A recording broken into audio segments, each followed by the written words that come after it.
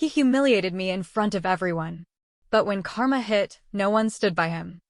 The moment the bill hit the table, he leaned back in his chair, stretching like he had no care in the world. Then he laughed. Loud, carefree. Like this was all just a joke to him. You got this, right? It wasn't a question. He already knew the answer. I felt my stomach drop as I reached for my wallet. Not again. Not this time. But I could already feel the eyes on me. The waitress waiting. The people at the next table whispering. He smirked, tapping his fingers on the table. Hurry up, man. I don't have all day. The people around us chuckled. They were laughing with him. At me. I swallowed hard, forcing myself to keep my expression blank. My hands shook as I pulled out my card. $57. A meal I barely touched. A meal he ordered like a king, knowing exactly how this would end. And then, he did the worst thing imaginable. As I signed the receipt, he let out a deep sigh, stretched his arms again, and spoke just loud enough for everyone to hear. Man, you're such a good friend. Always taking care of me like this. More laughter. More whispers. I couldn't breathe. I felt the heat rising in my face, my hands clenching into fists under the table. And then I saw his phone. The screen still open. A message half-typed. A group chat. My name. And right next to it, a laughing emoji. That's when it hit me. This wasn't just a one-time thing. This was a game. And I was the punchline. I stood up so fast the chair scraped against the floor. The laughter died down, but his smirk stayed. He leaned back, watching me like he was waiting for a reaction. Like he knew I wouldn't do anything. Like I was too weak to fight back. I grabbed my jacket. My heartbeat pounded in my ears. I should have said something. I should have called him out, made a scene, let everyone know what kind of person he was. But I didn't. I walked away. And as I did, I heard it. That laugh. That smug, victorious laugh. He thought he had won. But what he didn't know, karma was already coming for him. And when it hit, no one would be there to save him. I walked out of that restaurant, my hands clenched so tightly I could feel my nails digging into my palms. But I didn't stop. Didn't turn around. Didn't give him the satisfaction of seeing me break. The cool night air hit my face, but it did nothing to cool the heat burning inside me. I should have seen this coming. This wasn't the first time. It had been happening for months. Little comments, inside jokes I was never part of, sudden moments where I felt like I was the only one who didn't get it. But tonight? Tonight, it was so clear I felt sick. I wasn't his friend. I was his entertainment. I walked home in a daze, my mind replaying every moment from the past few months. The times he forgot his wallet. The times he borrowed money and never paid it back. The times he made me the center of attention, but not in a good way. It was all intentional. And I had been too blind to see it. Not anymore. I unlocked my phone, fingers shaking. Opened our group chat. And there it was. Not just one laughing emoji. Not just one joke at my expense. Hundreds. Screenshots of our conversations, twisted into jokes. Photos of me with captions I had never seen before. Even videos. Short clips of me reacting to his comments, stitched together to make me look like an idiot. And the worst part? People were liking them. Commenting. Adding their own jokes. It wasn't just him. It was all of them. My so-called friends. I felt something inside me snap. This wasn't just about paying for dinner. This was about every single time he made me feel small. And suddenly, I wasn't angry anymore. I was done. The next day at school, I walked in with a plan. I wasn't going to scream. I wasn't going to beg for an apology. Because people like him, they don't feel guilt. They don't change. They just need to lose. I sat at my usual spot, watching him from across the cafeteria. He was laughing with his friends, completely unaware. I could already hear how today would go. He'd call me over like nothing happened. Pat me on the back. Make another joke at my expense. And everyone would laugh. But today? Today, I wouldn't be there to hear it. Because last night, I had found something. Something he never wanted anyone to know. And when the truth came out, he'd be the one sitting alone.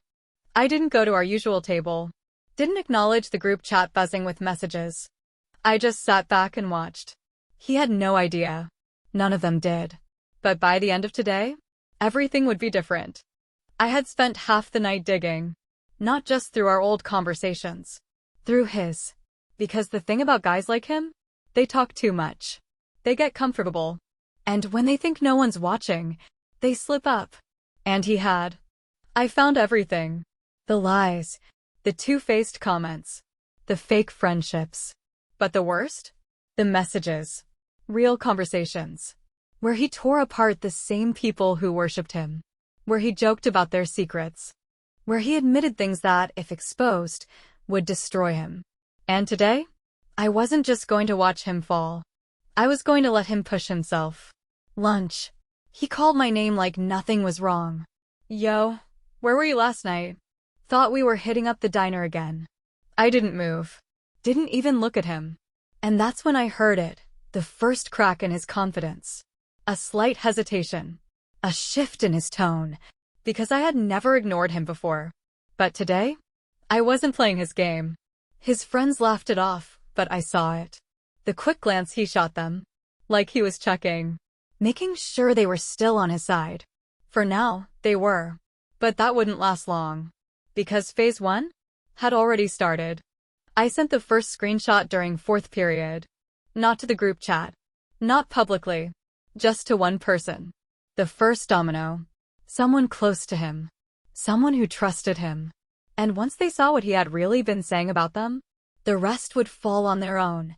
I watched from across the classroom as they checked their phone. Saw the way their face changed. The way their jaw clenched, fingers tightening around their pencil. They didn't say anything. Not yet. But I knew that look. It was the look of realization. The same one I had last night. And that was all I needed. Because anger spreads fast. And by the end of today, he'd be surrounded by it. I didn't have to do anything else. Not yet. The seed had been planted. And now? I just had to wait. Because the thing about betrayal? Once someone sees the truth, they can't unsee it. By 5th period, the energy in the school had shifted.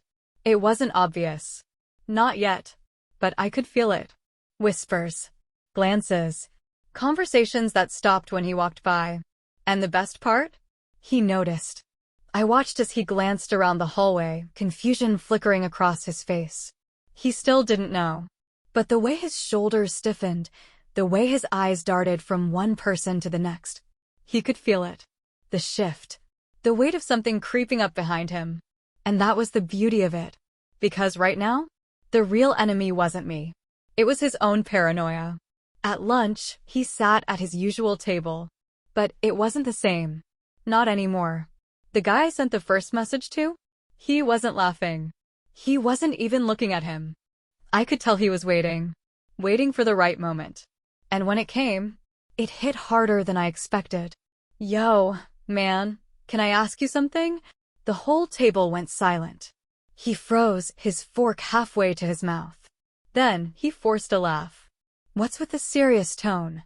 Sounds like you're about to interrogate me. The guy didn't smile. Maybe I am.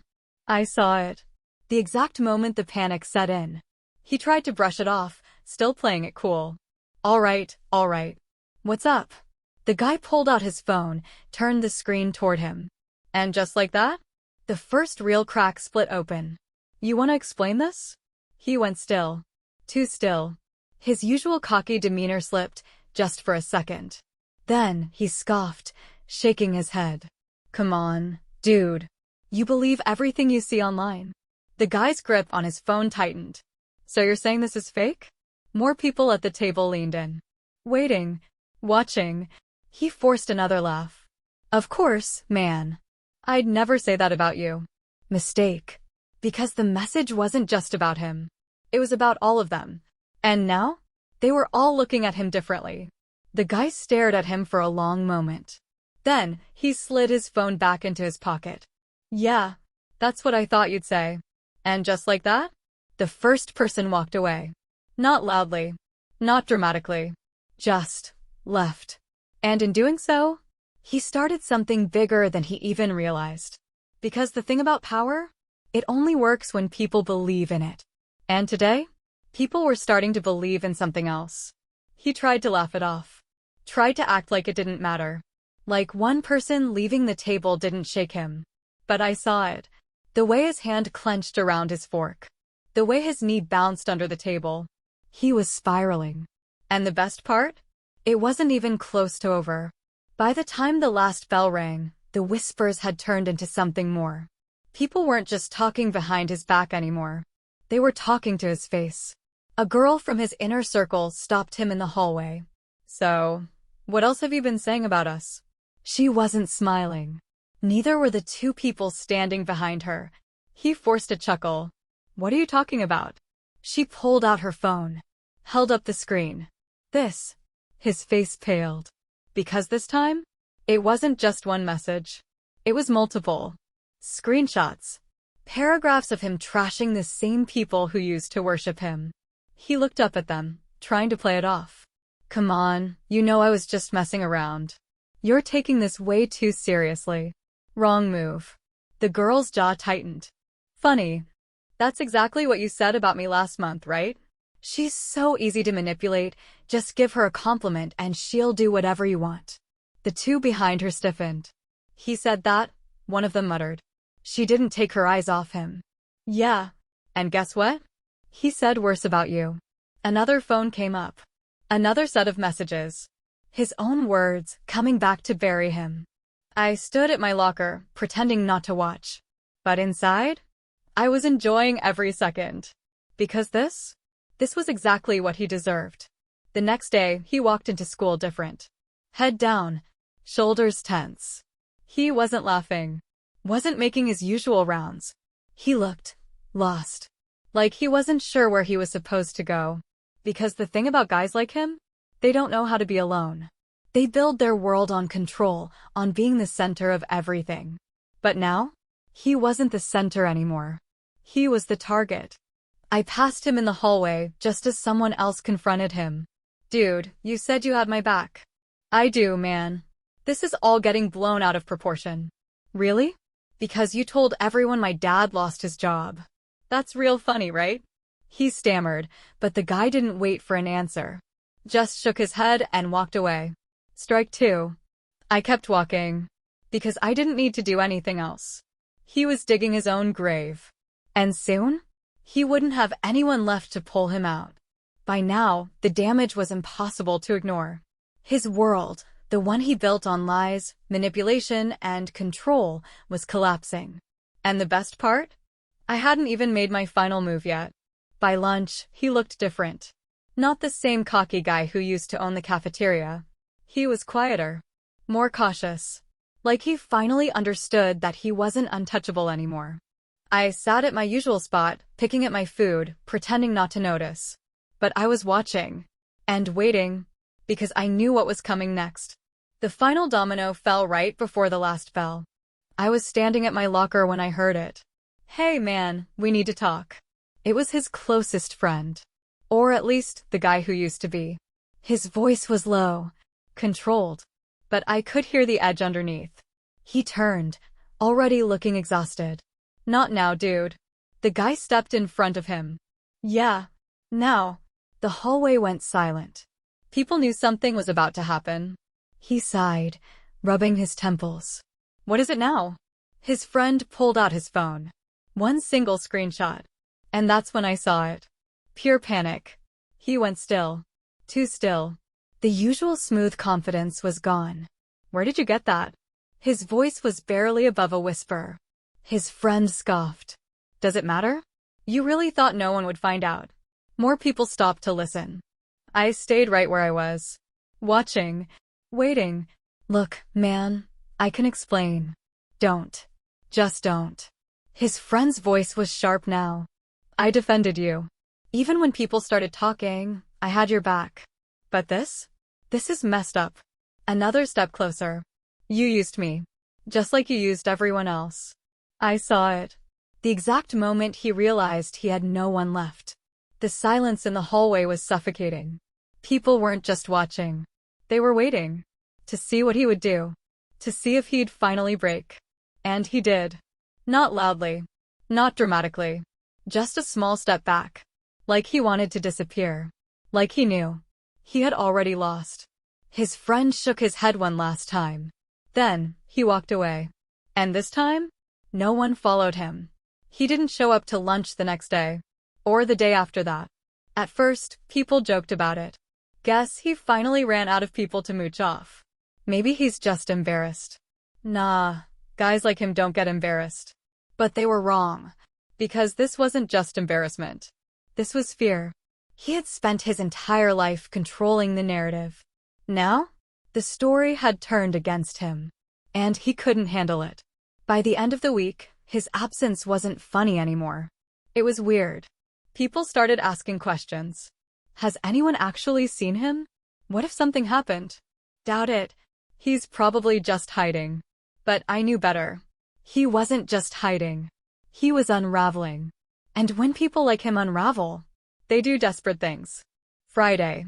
I was at my locker, packing up for the weekend, when I felt it. That presence. That energy. I turned. And there he was. Waiting. His posture was stiff. His eyes hollow. For the first time since this all started. He looked small. I didn't say anything. Just stared. Waiting. He exhaled sharply. We need to talk. I leaned against my locker. Do we? He swallowed hard. His hands clenched into fists, but not in anger. In hesitation. Look, I know I messed up. I raised an eyebrow. Which part? He let out a bitter chuckle. Take your pick. Silence. Heavy. Uncomfortable. For once, he was the one who didn't know what to say. And I wasn't about to help him. He hesitated. I didn't think it would go this far. I stared at him. Go this far? You mean, I wasn't supposed to fight back? His jaw tensed. He knew there was no talking his way out of this. Not this time. I lost everything, he muttered. He sounded lost. Like he wasn't sure who he was anymore. I tilted my head. No. You just finally got what you deserved. He flinched. For the first time ever, he had no comeback. And that was my closure. I shut my locker, turned to leave. And as I walked away, I heard him. So that's it? I didn't stop. Didn't turn. Just kept walking. Yeah, that's it. And I meant it. Monday. He showed up. But he wasn't the same. No smirk. No cocky walk. No fake confidence. He moved like a ghost. Like someone who had lost everything. And the best part? No one cared. He sat alone at lunch. No one asked him to join. No one even looked his way. I could feel it, how badly he wanted to disappear. But guys like him don't just disappear. They linger. Waiting. Hoping for a way back in. And today? He was about to realize there wasn't one. Fifth period. The hallway was buzzing. Something had happened. Something big. I didn't have to ask. I already knew. I walked past a group whispering near the lockers. Did you hear? He got called to the office again. Yeah, I heard the teachers are looking into everything now. Dude, I think he's actually screwed this time. I kept walking. Because this was it. The moment he lost everything. I was at my locker when I saw him. Coming out of the office. Face pale. Hands clenched at his sides. He looked around, like he was expecting someone. Anyone. To still be on his side. But no one was. He was alone. And that's when he saw me. For a second, I thought he'd say something. Try to explain. Try to fight. But he didn't. He just stared. Like he finally understood. I waited for him to try. To apologize. To beg. But instead, he just turned. And walked away. Because now? He knew there was nothing left to say. He stopped trying. That was the first real sign that it was over. No more excuses. No more fake confidence. He just faded. And for a guy like him, that was worse than any punishment. People barely talked about him now. At first, it was all anyone could focus on. The rumors. The downfall. The drama. But drama doesn't last forever. And once the dust settled, there was nothing left. No friends. No reputation. No way back. He wasn't feared. He wasn't respected. He was nothing. I saw him at lunch. Not sitting with his old group. Not laughing like he used to. Just sitting alone, staring at his tray. Like he wasn't sure if he should even be here anymore. For a second, just a second, I wondered if he regretted it. Not getting caught. Not losing everything. But who he had been before all this. If he had just treated people differently. If he had just been better. Would he still be sitting alone? But I didn't waste time thinking about it. Because at the end of the day, it didn't matter. He had made his choices. And now, he was living with them. Final period. I walked into class like usual. Sat down. Got ready for the lesson. Then, a voice. Low. Quiet. Hey. I looked up. It was him. Standing there. Looking at me like he wanted to say something important. For the first time ever, his voice didn't sound strong. It sounded lost. I tilted my head. Waiting. He hesitated. Then, I know you had something to do with this. I didn't flinch. Didn't react. Just let him sit in his own paranoia. Because that was the worst part for him. Not knowing. Not being sure. He exhaled sharply. Just, was it worth it? I let the silence drag. Made sure he felt it. Then I leaned back in my chair. Looked him right in the eye. And said the only thing that mattered. Yeah, it was. He didn't argue. Didn't fight. Just nodded. Like he already knew the answer. And then? He walked away. For good. Graduation came faster than anyone expected. People were excited, taking pictures in the hallways, talking about colleges and summer plans. But no one talked about him. Not anymore. He still showed up, technically. But not really. He kept his head down. Walked quietly. Ate alone. He was just there. A shadow of the guy who used to make everyone else feel small. Now? No one even noticed him. And that silence? That was the real punishment. I was in the gym for senior awards night. All the names being called. All the clapping. He sat in the back row. I saw him. And for a split second, he looked at me. I didn't smile. I didn't nod. But I saw something in his face I'd never seen before. Not anger. Not ego. Just understanding. Like he finally realized what he'd done. And what it had cost him. After the ceremony, I walked past him as people gathered for photos. He didn't try to stop me this time. Didn't say anything. Just watched. Like a person who finally understood they weren't the main character in the story anymore. Because I was. I had always been. I just hadn't known it yet. People still ask me sometimes if I ever forgave him. I tell them no. But not because I'm bitter. I didn't need to forgive him. I just needed to let go. And I did. Completely. They say revenge is best served cold. But the truth is, the best revenge is not needing any at all. He thought he could humiliate me and walk away. But in the end, I walked away and he couldn't even lift his head. He wasn't destroyed. He just faded. And no one cared enough to ask where he went. Not even me.